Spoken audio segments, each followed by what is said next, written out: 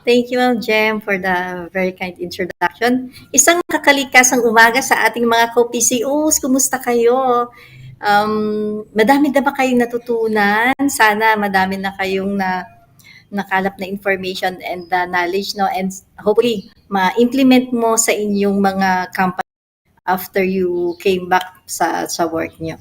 Okay? And be aware of the danger but recognize the opportunity. No? Kung sakali may mga incidents sa ating company or a crisis, no? Hindi dapat tayo ma-bother na, oh, we are in a crisis. But we have to think of how we can do it, how we can treat it as an opportunity for us, di ba?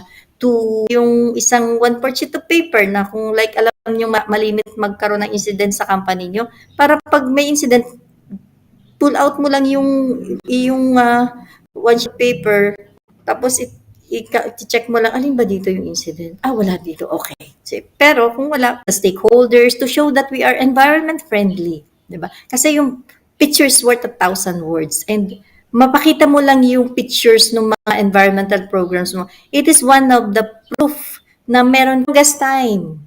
Pasado lagi yung laboratory analysis mo. Diba? And then this quarter, nung mag-sampling ka, bumagsak ang iyong oil nakuha natin. Sana, okay?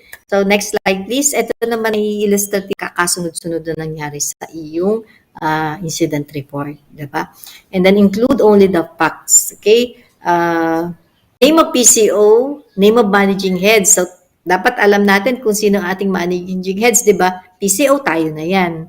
Date of incident, kailan nangyari? For the time of the incident, usually ang nila system to be to be implemented within 5 weeks, di ba?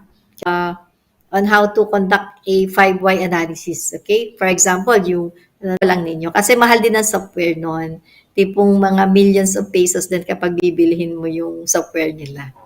Eh, mano-mano na lang muna kami. Screen ng corporation, yun din ba nilagay nyo? Siyempre, dapat, no? Yun ang scenario natin sa ginawa natin.